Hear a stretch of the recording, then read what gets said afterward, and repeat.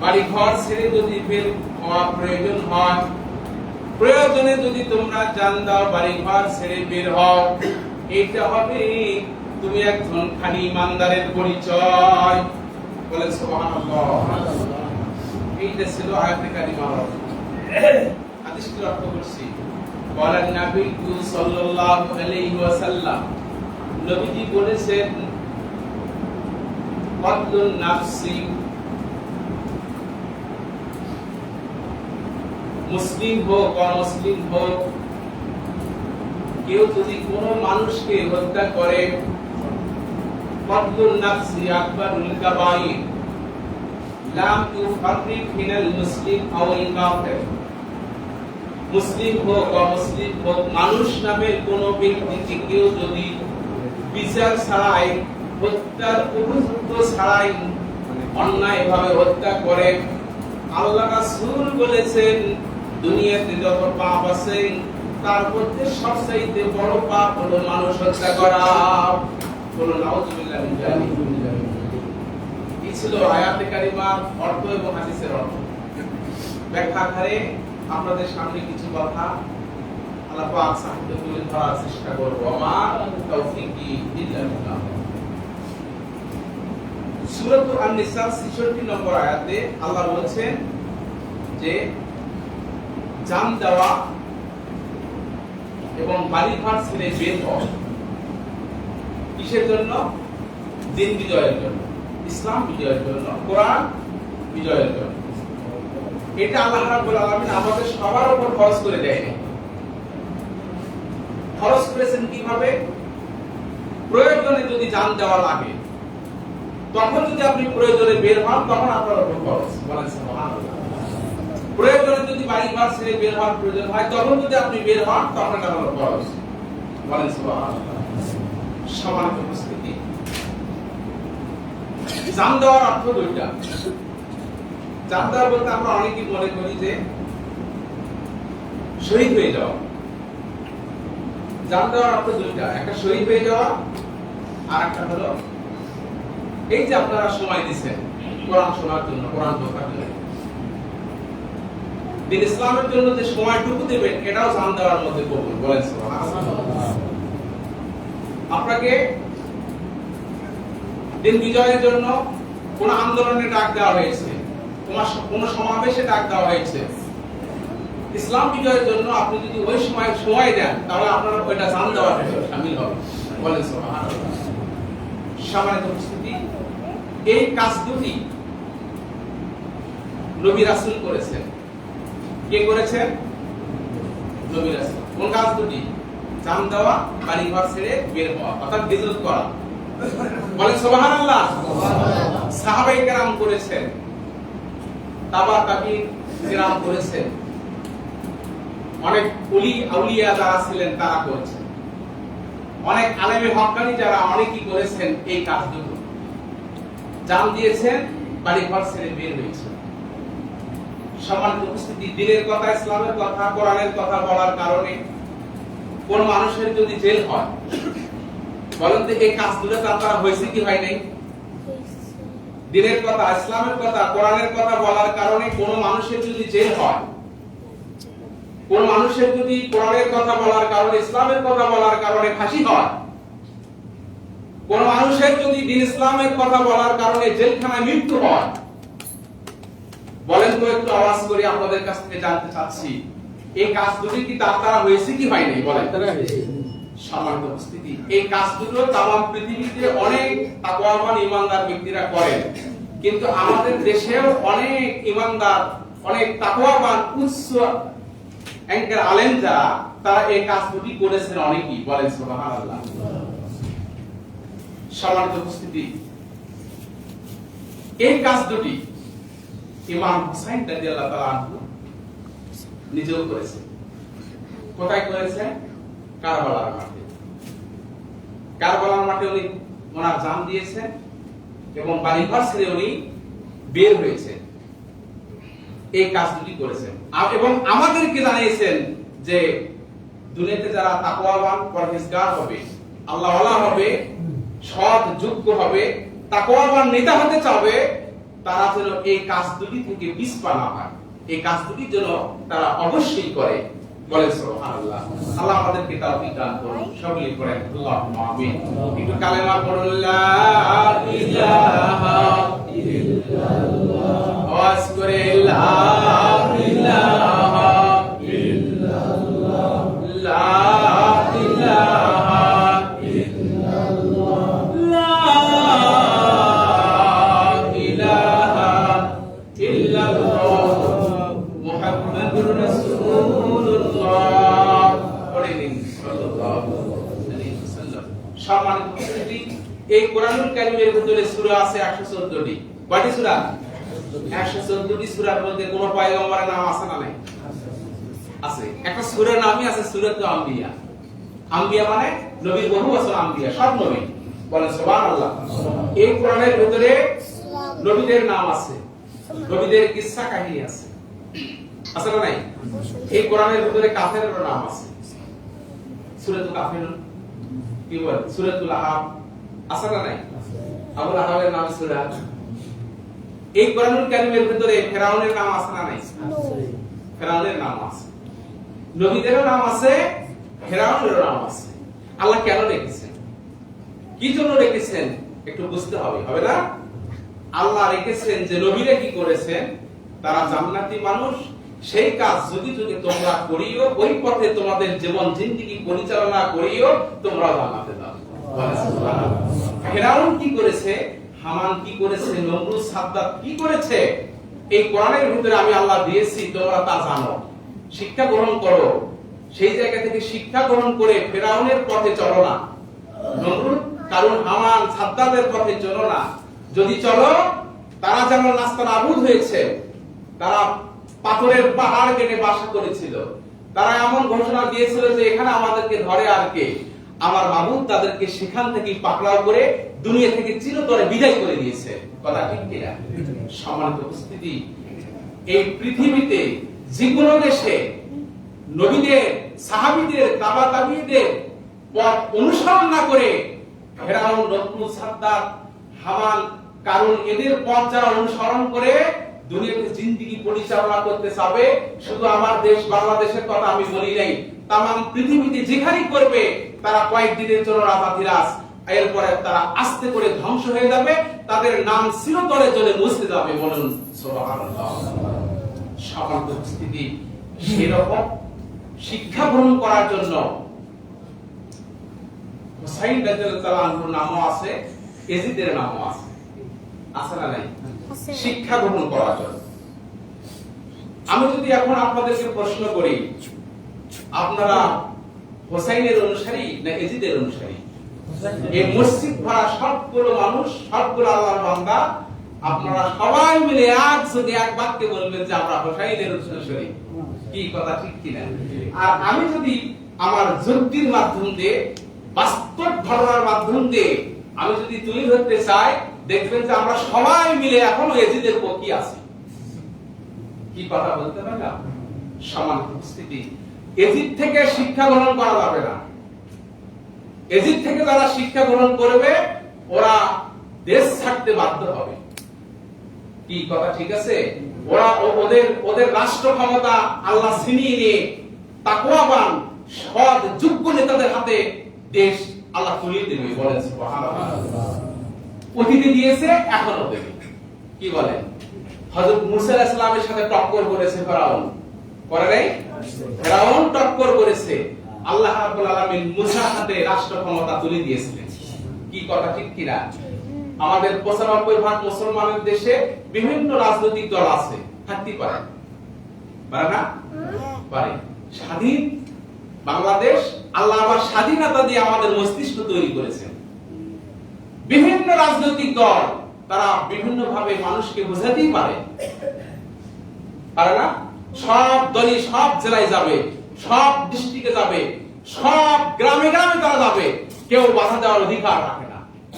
কি কথা ঠিক কিনা? সব দলই যাবে, বাধা দেওয়া যাবে না। কারণ স্বাধীন বাংলাদেশ, প্রত্যেকটা মানুষের ভিতরে স্বাধীনতা আছে, প্রত্যেকটা মানুষ তার মন খুলে কথা বলবে, পাবলিককে বোঝাবে, পাবলিক বুঝবে, পেয়ে যদি মনে করে যে আমি নবীর পথে চলবো, নবীর পথে আসবে। কেউ যদি বুঝবে মনে করে যে আমি আবু জাহেলের পথে চলবো, সে আবু জাহেলের পথে যাবে।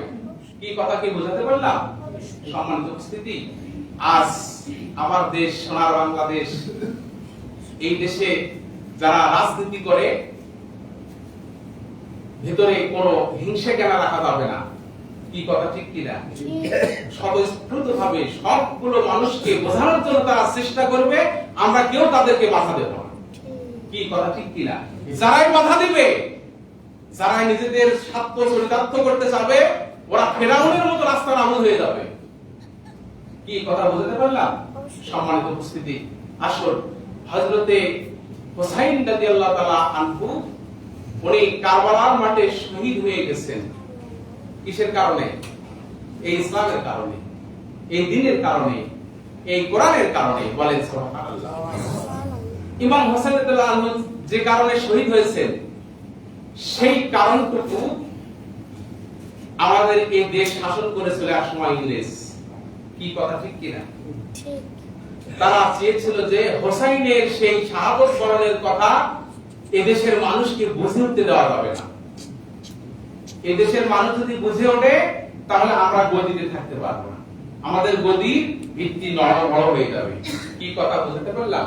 যার জন্য করে আমরা শীতের রাত্রে যেমন ল্যাপ মোড়া দিয়ে শুই, কি বলেন, সেই রকম ইমাম হোসাইনের সেই সত্য কাহিনীটা, ইসলামিক চেতনাটাকে ল্যাপ দিয়ে ঢেকে রাখার জন্য তারা একটা বই লিখেছিল ইংরেজরা। আপনারা যারা প্রবীণ মানুষ আছেন তারা বুঝতে পারবেন, বইটার নাম ছিল বিষাদ সিন্ধু। বইটার নাম কি? বিষাদ সিন্ধু। এই বিষাদ সিন্ধু বইটা লিখেছিল কি জন্য জানেন? ইমাম হোসাইন কারবালার মাঠে যে শহীদ হয়েছে, তার সত্য যে ঘটনাটা, এই ঘটনাটাকে তারা ঢেকে রাখার জন্য, চাপিয়ে রাখার জন্য বিষাদ সিন্ধু লিখে মানুষকে সেই দিকে ছড়াইছিল। কথা কি বুঝতে পারলাম? এরকম মহরম মাস আসলে মানুষ সেই বিষাদ সিন্ধু পড়া নিয়ে ব্যস্ত হতো। কি কথা ঠিক আছে?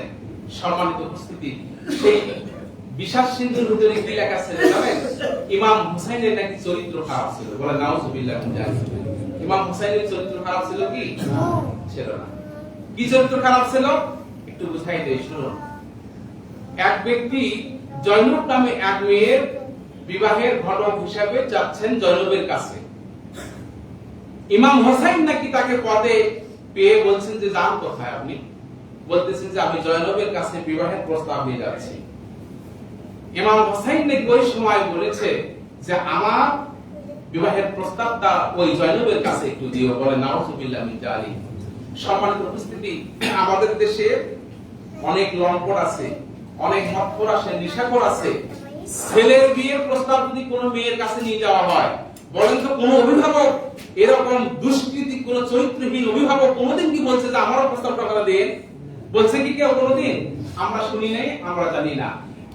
ইংরেজরা দেখেন কিভাবে ইমাম হুসাইনকে ছোট করার জন্য, খাটো করার জন্য, ইমাম হুসাইনের সেই ইসলামকে ডুবিয়ে দেওয়ার জন্য কতভাবে বিষাদ সিন্ধুর ভিতরে মিথ্যা গল্প কাহিনীগুলো লেখে লেখে ইমাম হুসাইনকে একদম তাকে চরিত্রহীন বানিয়ে জাতির কাছে বোঝাতে চেয়েছিল।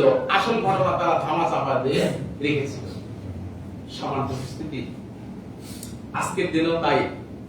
যে মানুষগুলো সত্য কথা বলে, হক কথা বলে, ভালো কথা বলে, দেখবেন যে যারা লম্পট, যারা সন্ত্রাসী, যারা বাজে লোক, দিন ইসলামের জ্ঞান যাদের ভিতরে নাই, ওযু গোসল তাদের ভিতরে নাই, নামাজ তাদের ভিতরে নাই, ওই শ্রেণীর মানুষগুলো তাদের সমালোচনা এখনো করে। কি বলেন? করে কি করে না? সম্মানিত উপস্থিতি, ইমাম হুসাইন রাদিয়াল্লাহু তাআলা আনহু কারবালার মাঠে শহীদ হলেন। কি কারণে? সেই কথা না তুলে ধরে তারা তুলে ধরেছেন কি তিনি নাকি কোন মেয়েকে বিবাহের প্রস্তাবের কারণে কারবালা গেছে। বলে নাউজুবিল্লাহ মিন যালিক। সম্মানিত উপস্থিতি, আসুন আসল সেই ঘটনাটা আমি আপনাদের সামনে তুলে ধরতে চাচ্ছি। তা হলো, অনেক ভাই আছেন, অনেক নামাজি মানুষ আছেন, অনেক আলেমও আছে, তারা রাজনীতি এবং ধর্ম এক জিনিস মনে করে না। আছে না? রাজনীতি মনে করে আলাদা, আর ধর্ম মনে করে আলাদা। না, রাজনীতি ধর্ম একই জিনিস। নবীর রাজনীতি আর ধর্ম একই জিনিস। কেউ যদি আপনারা অবিশ্বাস করেন, ঈমান থাকবে না। কারণ আমার নবী 10 বছর রাজনীতি করেছেন, করেন নাই? 10 বছর তিনি পার্লামেন্টের প্রধান ছিলেন। ছিলেন কি ছিলেন না? এরপর হযরত ওমর ছিলেন 7.5 বছর, হযরত আবু বকর ছিলেন 2.5 বছর, হযরত ওসমান ছিলেন 12 বছর, হযরত আলী কাররামাল্লাহু তাআলা ছিলেন প্রায় 4.5 বছর, হযরত মুয়াবিয়া ছিলেন 20 বছর। বলে সুবহানাল্লাহ। তারা রাজনীতি করেছেন কি করেন নাই? তারা নামাজ রোজা করেছেন কি করেন নাই? করেছেন। যারা নামাজ রোজা পড়েন আর যারা মনে করেন যে রাজনীতি চলবে না, রাজনীতি করার প্রয়োজন নেই, রাজনীতি করবে অন্য মানুষটা খারাপ লোক, খারাপ জায়গা ওরা, না, এই কথা বলার সুযোগ নাই। খারাপ জায়গা হলো কিভাবে জানেন? এই জায়গা দখল করেছে খারাপেরা আপনাদের সুযোগ দেওয়ার কারণে। কি কথা বলতে পারলাম? সম্মানিত উপস্থিতি খুব ভালো করে বোঝেন। হযরত আবু বকর সিদ্দিক রাদিয়াল্লাহু তাআলা আনহু রাজনীতি করেছেন, উনি রাষ্ট্র পরিচালনা করেছেন। উনি যখন চলে গেছেন, ওনার মৃত্যুর আগে তিনি কখনো বলে যান নাই যে আমার পরে অমুক হবে। হযরত আবু বকর সিদ্দিক রাদিয়াল্লাহু তাআলা আনহু একদিন রাষ্ট্রের লোকদের কাছে বলতেছেন, আমার শেষ সময়, আমি এখন বিদায় হয়ে যাব মনে হয়, আমি যাচ্ছি, আমার পরে এই রাষ্ট্র ক্ষমতায় কে বসবে? হযরত আবু বকর সিদ্দিক রাদিয়াল্লাহু তাআলা আনহু বলেন, ও উপস্থিত জনতারা শোনো, হযরত ওমরের ব্যাপারে তোমাদের ভিতরে কিছু ভয় হয়। হযরত ওমর একটু কঠোর মানুষ। আমি সকলের পরামর্শ অনুযায়ী আমি একটা প্রস্তাব দিলাম, আমার পরে এই গদিতে বসবে, গদ্দিনীশীল হবে হযরত ওমর। বলেন সুবহানাল্লাহ। সমস্ত জনগণ এক বাক্যে বলেছেন আলহামদুলিল্লাহ। হযরত ওমর রাদিয়াল্লাহু তাআলা আনহু যখন তিনি রাষ্ট্র পরিচালনা করেন, 10 বছর করেছেন, একদিনও কখনো বলেন নাই যে তারপরে কি হবে। উনি ইন্তেকাল করেছেন, এরপরে ওই জায়গায় স্থান দখল হয়েছে কার? জনগণ বসাইছে কাকে? হযরত ওসমানকে। হযরত ওসমান রাদিয়াল্লাহু তাআলা আনহু 12 বছর চালানোর পর উনি কোনদিন বলে নাই এই গদিতে বসবে কে। জনগণ সবাই মিলে হযরত আলীর কাছে চলে গেছেন। বলেন সুবহানাল্লাহ। হযরত আলী কাররামাল্লাহু ওয়াজহাকে যখন বললেন এই গদিতে আপনি বসবেন, এই পার্লামেন্টের আপনি প্রধান হবেন, আপনি হবেন প্রধানমন্ত্রী, হযরত আলী কাররামাল্লাহু ওয়াজহু প্রথমে বলছেন যে আমার দ্বারা সম্ভব নয়। বলেন সুবহানাল্লাহ। আর আমরা কিছু ডুবিয়ালা আছি, আবার কিছু এমন নেতা আছে টাকার ব্যাগ নিয়ে নেতার কাছে ঘুরে, আমাকে এই আসন দেওয়া হোক, আমাকে ওই আসন দেওয়া হোক। কথা ঠিক কিনা? মুসলমান ভাইয়েরা, হযরত আলী কাররামাল্লাহু ওয়াজহু রাষ্ট্র পরিচালনা করেছেন প্রায় 4.5 বছরের মতো, কিন্তু উনি ওনার ছেলে ইমাম হুসাইনের নাম বলে যান নাই। বলেন সুবহানাল্লাহ। কারো নাম বলে যান নাই কেউ। কিন্তু এই জায়গায় একটা কথা বলতে চাই, খুব ভালো করে বোঝেন। হয়তো বলবেন যে তাদের উপযুক্ত কেউ লোক ছিল না। না, হযরত আবু বকর সিদ্দিক রাদিয়াল্লাহু তাআলা আনহুর ছেলে আব্দুর রহমান, উনি মুফতি ছিলেন, মুহাদ্দিস ছিলেন, উনি মুফাসসির ছিলেন। বলেন সুবহানাল্লাহ।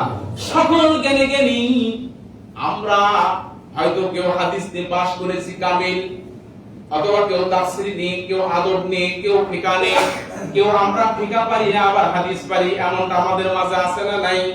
হযরত আব্দুর রহমান আবু বকরের ছেলে, হযরত ওমরের ছেলে আব্দুল্লাহ সকল বিষয়ে পারদর্শী ছিলেন, কিন্তু তারা কখনো নিজের সন্তানের নাম বলে যান নাই। জান নাই একটাই কারণে যে এই জায়গায় যদি আমার সন্তানের নাম বলে যায় তাহলে ইসলামী গণতন্ত্র চিরতরের জন্য কবর হয়ে যাবে, রাজতন্ত্র কায়েম হয়ে যাবে, যে রাজতন্ত্রের বিধান কোরআন হাদিসের কোন জায়গায় নেই। আমার নবী কোন জায়গায় রাজতন্ত্রের কথা বলেন নাই, কোরআনেও কোন জায়গায় নেই। রাজতন্ত্র একটা সর্বনাশী বিধান, রাজতন্ত্র ঢুকে যাবে, এই জন্য তারা কেউ বলে নাই। কিন্তু একজন সাহাবী হযরত মুয়াবিয়া রাদিয়াল্লাহু তাআলা আনহু 20 বছর রাষ্ট্র পরিচালনা করতে গিয়ে 10 বছর পরিচালনা করার পরে উনি আর বাকি 10 বছর থাকতে নিজের ছেলের নাম বলে গেছে। ছেলের নাম ছিল ইয়াজিদ। নাম কি? ইয়াজিদ। এই জায়গা থেকে শুরু হলো রাজতন্ত্র। ইমাম হুসাইন রাদিয়াল্লাহু তাআলা আনহু বলেন, এই রাজতন্ত্র যদি কায়েম হয়ে যায় তাহলে ইসলামের বড় ক্ষতি হবে। ইসলামের খুব ধরনের ক্ষতি হয়ে যাবে, আমার নানার উম্মতের জন্য খুব ক্ষতি হয়ে যাবে।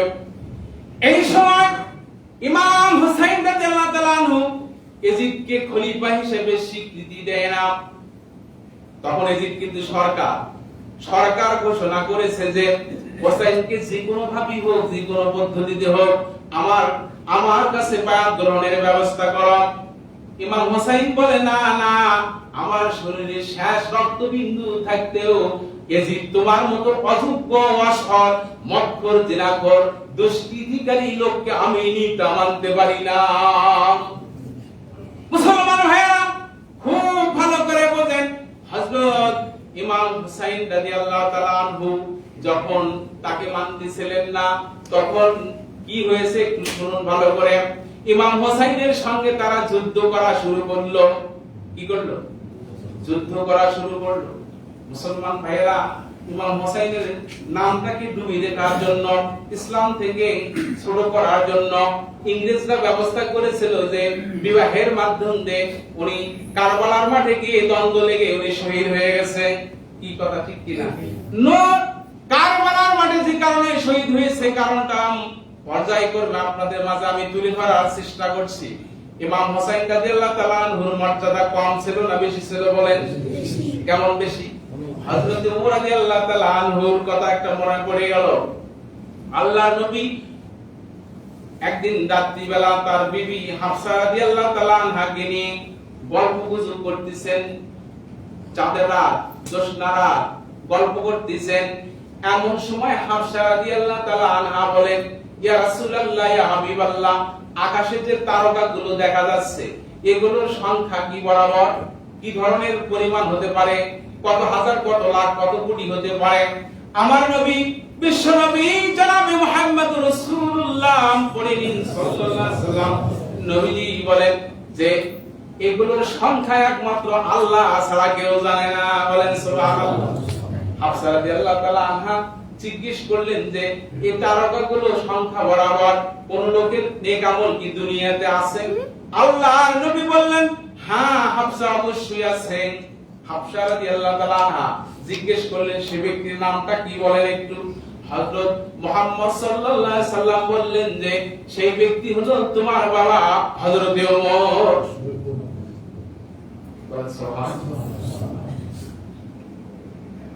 তারকা বরাবর দেখি, তার চেয়ে বেশি দেখি কার? ওমরের। আয়েশা সিদ্দিকা রাদিয়াল্লাহু তাআলা আনহা পাশে ছিলেন। উনি ভাবতেছিলেন যে ওনার বাবা আবু বকরের নাম বলতে। বলেন সুবহানাল্লাহ। পরের দিন ওমর নবীজির বাসায় গেছেন। মেয়ে খুব খুশিতে বাবাকে গিয়ে বলতেছেন, বাবা, গত রাতে আমি শুনেছি আপনার আমলনামায় নেক আমল কত। হযরত ওমর বলেন, আমি জানি না। মেয়ে হাফসা বলতেছেন, আমি হযরত মুহাম্মদ সাল্লাল্লাহু আলাইহি সাল্লামের মুখ থেকে শুনেছি আপনার নেক আমল নাকি তারকারাজির চাইতেও বেশি। বলেন সুবহানাল্লাহ। এই কথা শোনার সাথে সাথে হযরত ওমর রাদিয়াল্লাহু তাআলা আনহু দুই চোখের পানি ছেড়ে দিয়ে কেঁদে কেঁদে বলতেছেন, আহা হাফসা, শোনো, আমার নেক আমলের কথা বলতিছো, আমার সারা জীবনের নেক আমল হযরত আবু বকরের কাছে আমি বলেছিলাম, আহা একদিন এক রাতের নেক আমল আমাকে দিবে, আর সারা জিন্দেগি নেক আমল আমি বদলা হিসেবে তাকে দিব। হযরত আবু বকর একদিন এক রাতের নেকি দিতে রাজি ছিল না। বলে সুবহানাল্লাহ। একদিন এক রাতের নেকি হযরত ওমরের সারা জীবনের নেকির চাইতে বেশি। তাহলে কার নেকি এখানে বেশি হলো? হযরত আবু বকরের। মুসলমান ভাইরা, এই কথাগুলো কেন বলতেছি শোনেন। হযরত আবু বকর, হযরত ওমর ইসলামের উপরে সারা জিন্দেগি ছিল নাকি? না, অন্য ধর্মে ছিল, অন্য কথা করেছে, অন্য কাজ করেছে, অনেক পাপের কাজ তাদের দ্বারা হয়েছিল, কিন্তু তাওবা করে নবীর দলে আসার কারণে সব গুনাহ আল্লাহ মোচন করে দিয়া দুনিয়াতে বেহেশতের সংবাদ তাদেরকে দান করেছেন। এই ধরনের ব্যক্তিদের চাইতেও ইমাম হুসাইনের নেকি বেশি ছিল। বলেন সুবহানাল্লাহ। সেই ইমাম হুসাইন ওই একজন মেয়েকে বিবাহের প্রস্তাব দিতে পারে নাকি? আপনাদের বিশ্বাস হয় নাকি? ইমাম হুসাইন রাদিয়াল্লাহু তাআলা আনহু নানাকে বলতেছেন, নানাজি আমি আপনার সাথে একটা প্রশ্ন করতে চাই। খোশ আলাপ, আমরা একি বলি না, খোশ আলাপ, একটু মজা করবে। নানাকে বলতেছেন, নানাজি আমি আপনার কাছ থেকে জানতে চাই, বলেন তো আমার নানার মর্যাদা বেশি না আপনার নানার মর্যাদা বেশি? এই ধরনের কিছু কোশ্চেন তিনি তৈরি করেছেন। তার মধ্যে প্রথম কোশ্চেন হলো, নানা আপনি বলেন তো আপনার মার মর্যাদা বেশি না আমার মার মর্যাদা বেশি? বলেন সুবহানাল্লাহ। ইমাম হোসাইন বলেন, নানাজি শুনেন, বিভিন্ন দিক থেকে আমি হোসাইনের মর্যাদা আপনার চেয়েও বেশি। বলেন সুবহানাল্লাহ।